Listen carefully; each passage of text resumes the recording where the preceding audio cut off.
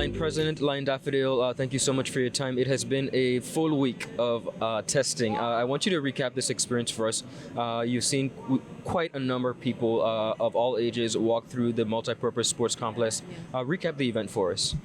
Okay, thank you, Ron, and thank you for coming. It has been a very rewarding week. I have to say that we've seen so many different persons, all age group. We've seen elderly persons, the persons who've received glasses for the first time, persons who haven't had their eye tested in years but knew they had a challenge in seeing, but just couldn't afford or thought they couldn't afford the service, come through here and being able to walk out of this facility with a new pair of glasses and actually being able to see. So it's been very rewarded, and a lot of our members, have been working through the process all week. And even though we keep coming back day after day, I don't feel tired at all. It just feel like we are doing what we said we'll do as Lions Club of Tortola. We are serving. And you've served quite a number of people at this point. Today is Friday. Yeah.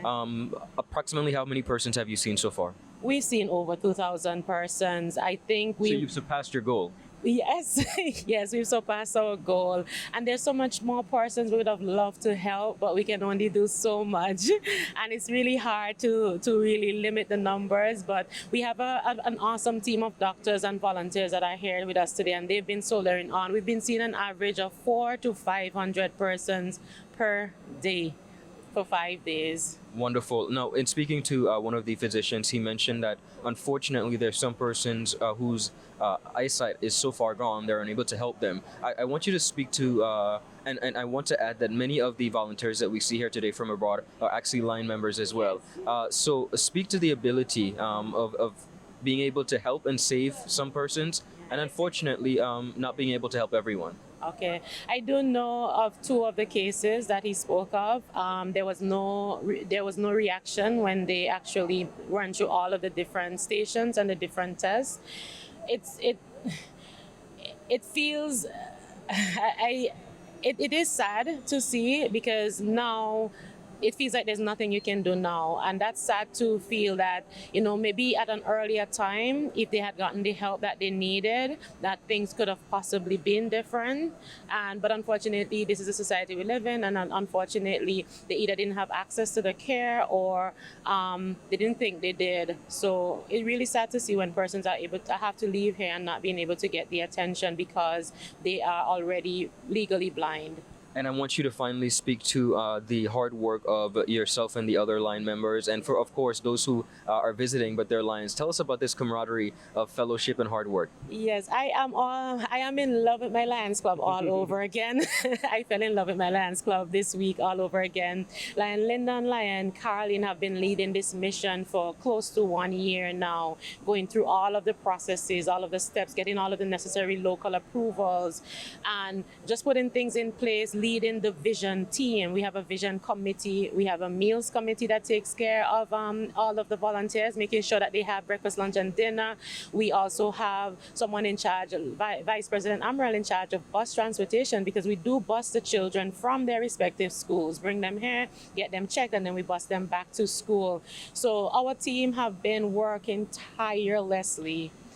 Most of us get up at 4 in the morning, and we start our day there planning to make sure that each day can go as smoothly as possible. So our lions have really rallied. They've come out, they've screened. You will see a few lions at the screen at the first station, which is a QET. You'll see lions running up and down, bringing items in. So there's been so many parts of this project and our lions have really rallied and come out and supported, or they've actually sent volunteers. Our families have been here volunteering. Some persons took days off from work, vacation days, and they're here every day coming out and supporting us. We're really, truly blessed and fortunate, and we're very grateful. Wonderful. Lion President Daffodil, congratulations on a successful Vision 24 mission. Thank you. Thank you, Ron. Mr. Percival, you are from the St. George's Secondary School. Tell us about your experience today. Well, it's been really long. It's been really nice to get our eyes checked every once in a while. We had to split it into 2 days because of technical difficulties of time management, so we had to go back to finish our classes. Understood. And you are here with a number of your classmates. How does it feel to be able to receive this service? To be able to receive this service, I would say is quite a privilege, as most people would have to pay to enter the building. So it's really like a really high privilege to just come and get your eyes checked every once in a while, see if everything's okay with your peripheral vision and all. Wonderful. Thank you for your time. No, thank you. John, I want to talk to you today, of course. First of all, thank you for your service and your contribution. Tell us a little bit about your observations, some of the things that you've seen over the course of your visit. Well, there's been a lot of cataracts, and then there's been a lot of glaucoma, and that makes sense because, like Tom says, the sun causes the. As you get closer to the equator, it's higher incidence of cataracts, and then those pterygiums is that white that grows into the center. Mm-hmm. You see more of those too. And then glaucoma. The trouble with glaucoma is people that have brown eyes. It's like God paints on the brown. Little flecks of that, they chip off just like paint, and they clog up the drain. So glaucoma is higher. Blue-eyed people don't get it as much because they don't have the pigment we have. So we've seen a lot of glaucoma. And then what's bad is we've had a lot of people that are, blind or they just have an island of vision left. You know what I mean? Some side vision. It's been bad. And we can't help them. They're too far gone. So it's been kind of sad. Understood. And what do you think the general population, as you mentioned some of the cases being extremely severe where you can't help persons, but what would you like the general population to understand about the importance of eye care and regular eye exams? Well, you're right. What I've been telling them is I would hope that they would get checked at least every 2 years for glaucoma, because glaucoma, like I said, it's what do they call it? What do they call that? The silent thief, right? Huh? You just don't realize it. Your vision creeps in from the side so slow that you don't realize you have it until you're down to like this. Then you realize something's up, and then it's like too late. It's so that's why you need to be seen. They take pressure readings, and if the pressure's high, it's weird. It's you gradually lose circulation of the eye because the pressure's higher than what the circulation can to feed the tissue. So it's actually like starving the tissue. It's a loss of blood flow to the eye. Okay?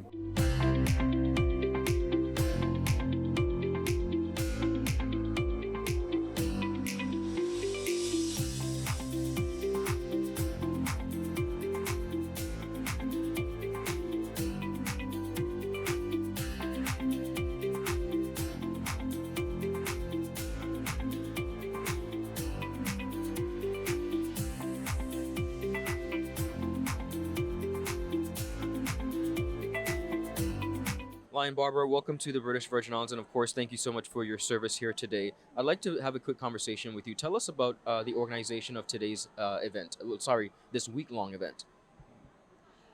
Actually, we were in St. Martin back in 2023, and at that time, we were approached by, I think it was probably the president of the Lions Club of Tortola, asking if we could do a mission here.